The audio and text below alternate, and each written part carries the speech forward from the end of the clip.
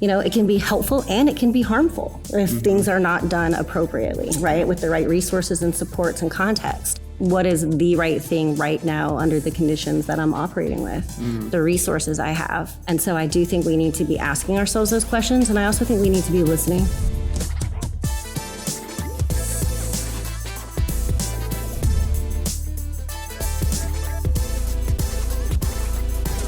All right, guys, welcome to another episode of President's Corner, presented by Beyond the Science. We are still live here at the APF conference, and it's been a pretty long conference. It's been a little bit long conference. We're winding down here today, and I'm honored to join by someone who has voice and leadership and really helped shape our field. We were actually just talking off air about some of the work that she's done, but she's been in the public conversation for behavior analysis for a long time. I want to welcome Dr. Amanda Kelly, also known as BehaviorBabe. Thank you for joining me today. Thank you for having me. Of course.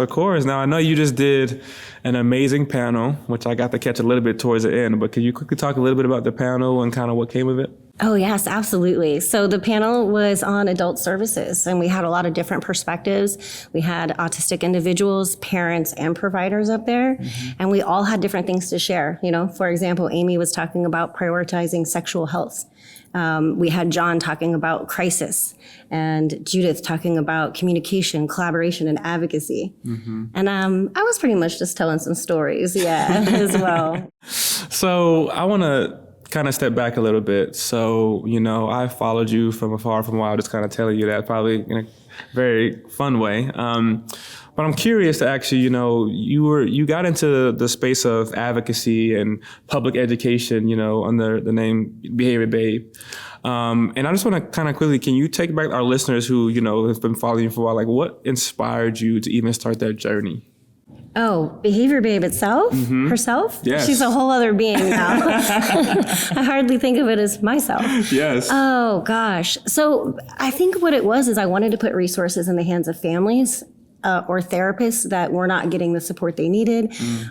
Myself, I couldn't find those things when I was going to school, or they would be very expensive and very hard for people to access. And I didn't think that a family should have to have a behavior analyst to understand things like data collection or ABCs or just the environment and its influence. And so I put it out there. I didn't know how to write code, and you had to kind of back then. And so I learned what I could. It was a free website, still free. It used to be called www.abama.webs.com. Super sexy, rolls right off the tongue. Very memorable, huh? Yes. No, not at all. Funny though, it actually says Obama, the year around the time that Obama was in office. So I started learning what was bringing people to the site, and they'd be searching the president. And I say, okay, how can behavior analysis? And I would start throwing in these keywords. I learned a lot. I learned a lot about just those platforms and what people needed. So, back in the day, once we did stuff online, likes would tell me, should I make more of this resource? It wasn't more of me being like, well, that's cool. A lot of people like it. Let's keep doing it. It's people were valuing it. And so I was one of those people, by the way. Thank you for sharing and saying that. Yeah. And so it was about a year later, I think it was 2009, Twitter at the time. We were going to a conference and people wanted to tweet about it, and we needed a name. And so I was like, I don't know. I'm thinking behavior girl, behavior lady, behavior person, BehaviorBabe. I went with alliteration, and it's very memorable. So sometimes controversial, actually. Sometimes people will say, hey, my spam filter sent that somewhere else. And I'm like, all right. But it's memorable, and people can find the website. They can find the resources just by searching BehaviorBabe now. Yeah. Well, I want to thank you personally, again, because I had used a lot of your resources. I shared a lot of your resources with friends. So thank you for your contributions to the field in that way. And one of the things that you emphasized was dignity in practice. And what does ethical ABA look like for you in 2025?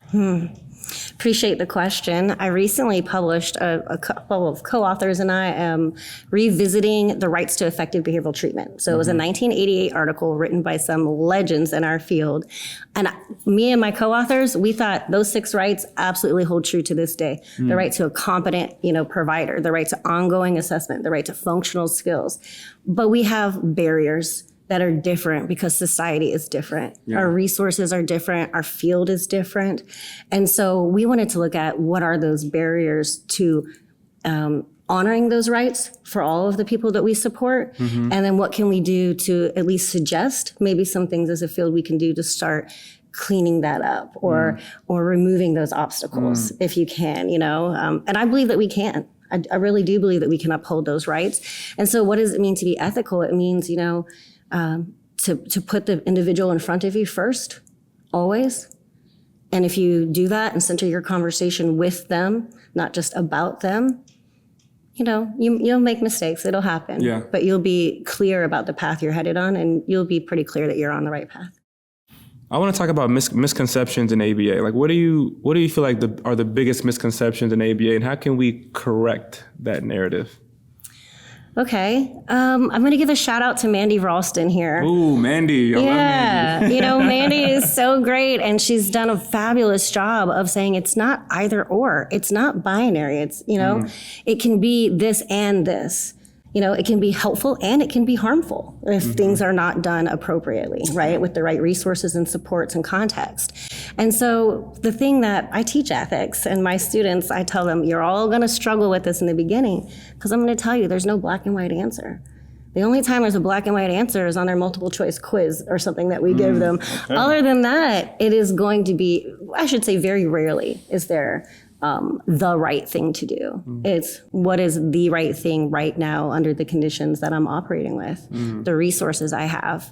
And so I do think we need to be asking ourselves those questions. And I also think we need to be listening. And that was a huge theme of today's conference, was connection, relationships, and learning.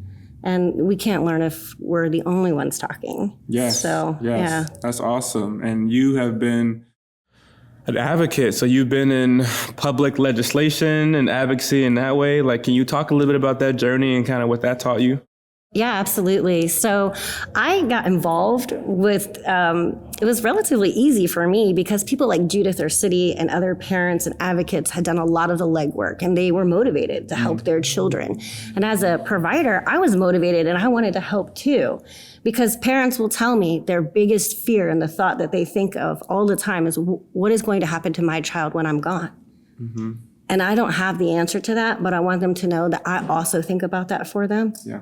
And that I'm going to continue to support and help as much as I can, create solutions that give parents, hopefully, the ability to die in peace as much as possible. Of course, all families think about their children in that way, regardless of how old or grown they are. But from there, I then went, I went to the Capitol and we handed out cookies and we met with legislators, and it was like we all had lunch. It was sort of like a social event. So I was like, oh, it was easy for me. Somebody else coordinated that.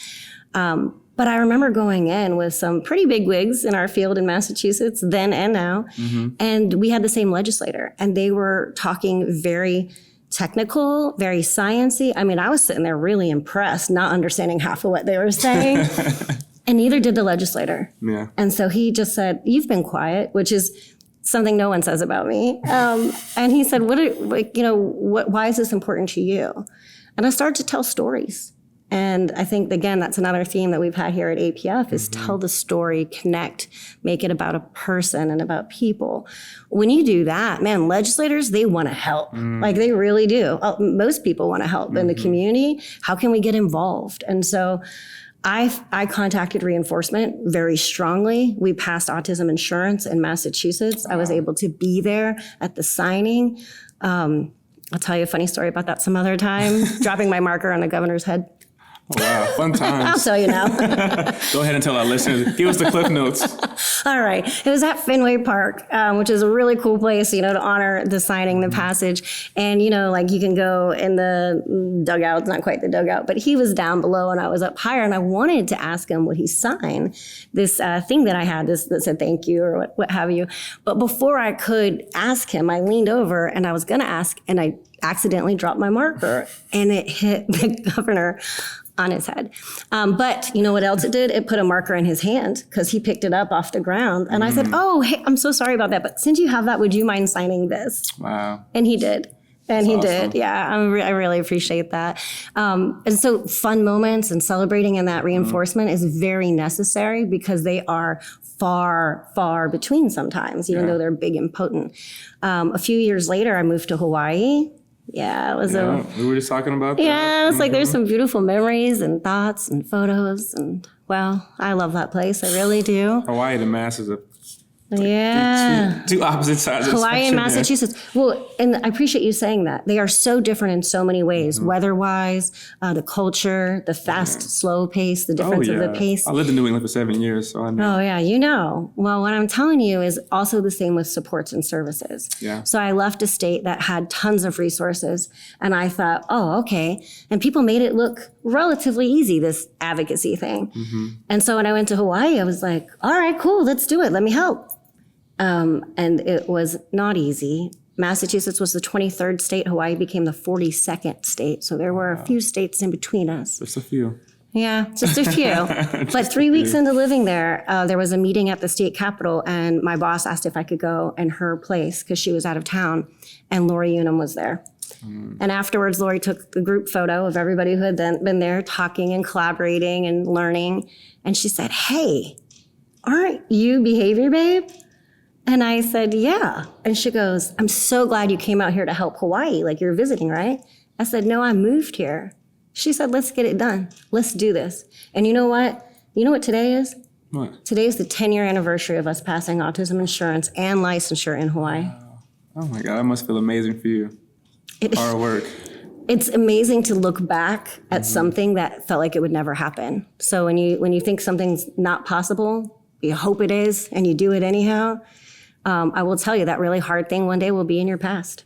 You'll be looking back at it and being like, wow, look how much has changed in those 10 years. I love that. I hope our listeners are listening to that right now. That's inspiration right now. To be able to look back and reflect on that, being able to make change and make impact in that way, I think that is so amazing for you. So I hope you're proud of that. Thank you, I am. Yes. I wanna shift gears here and talk a little bit about social media and its role in professional development and its role in what I've seen personally, and I've experienced it personally, is while there can be so much positivity that's shared on social media, there also can be controversy and cyberbullying and harassment and stuff like that. What is your take on social media platforms, the kind of the pros and cons, and kind of what you feel about our field in general, but being able to use social media to disseminate the science? I remember saying once to Dr. John Bailey that social media is here, right?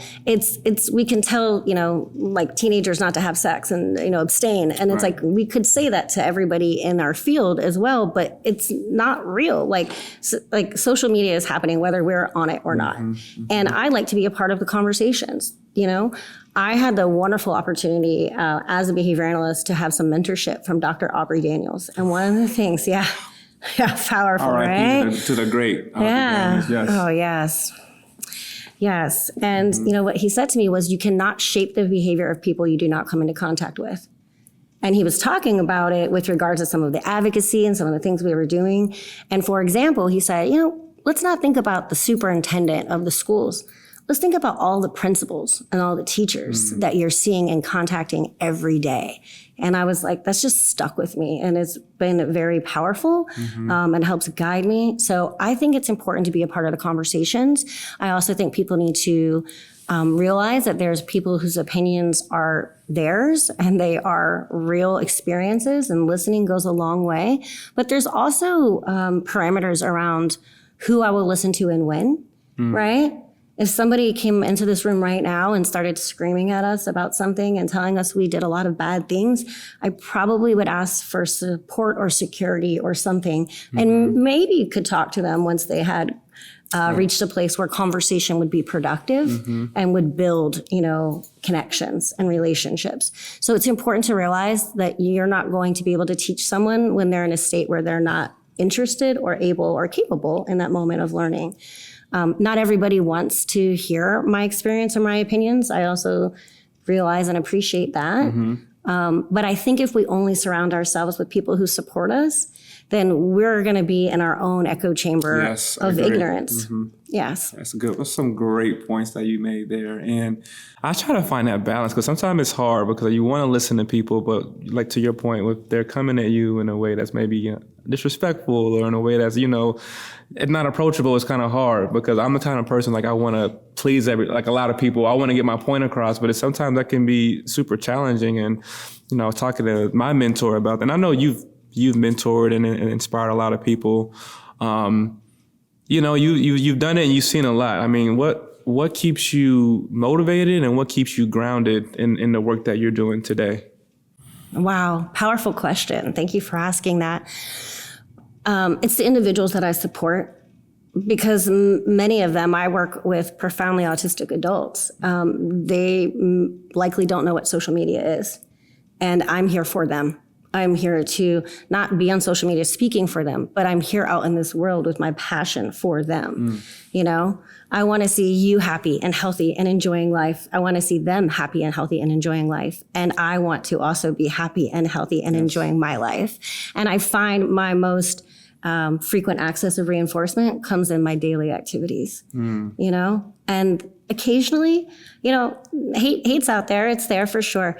But more powerful for me and things that land with me much more are these messages I get out of the blue where someone says, hey, you know what you've done? Or I saw something and it inspired me, but I never told you. And this was 5 years ago or 6 years ago. Yeah. And I'm like, what prompted you today to think to reach out and tell me? But whatever it is, I'm so grateful for that because when you're talking to an audience that doesn't always, one-on-one talk back, right? It's a mass of people out on the internet. You don't know what people are listening to. Right. You don't know if it's resonating with them unless they tell you. You can receive reinforcement or you can get that pushback, and that can give an indicator of how to shift your behavior.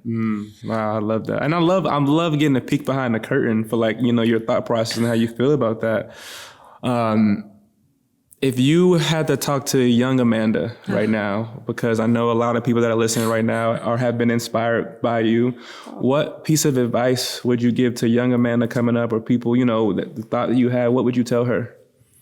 I think I would tell her it's going to be beautiful and it's going to be hard. And you can't really see how much of an impact not just an individual can make, but the science and the field can make.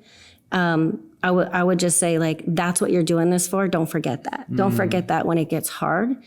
And also, I would tell her, you're going to make mistakes. How do you want to respond to them? And I think that over time, the learning and the growing that I've done, that's how I'll reframe some of the mistakes, has really, really made me a better person. Has made me a better person. And I think the thing that I do and try to do always is be authentic.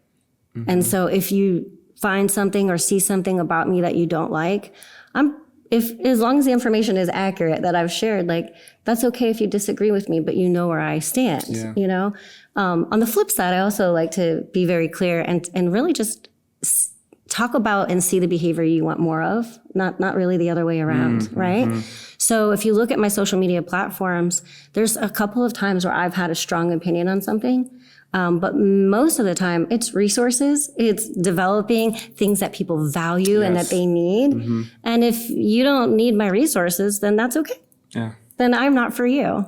Yeah. That's valid. Yeah, I love it too. And I love that you said, you're even open to the feedback, but I like that you included that DRA part. Show me, reinforce those behavioral closer approximations you want to see. Guys, you're listening to President's Corner. Amanda Kelly has given us some time here. We're winding down this conversation.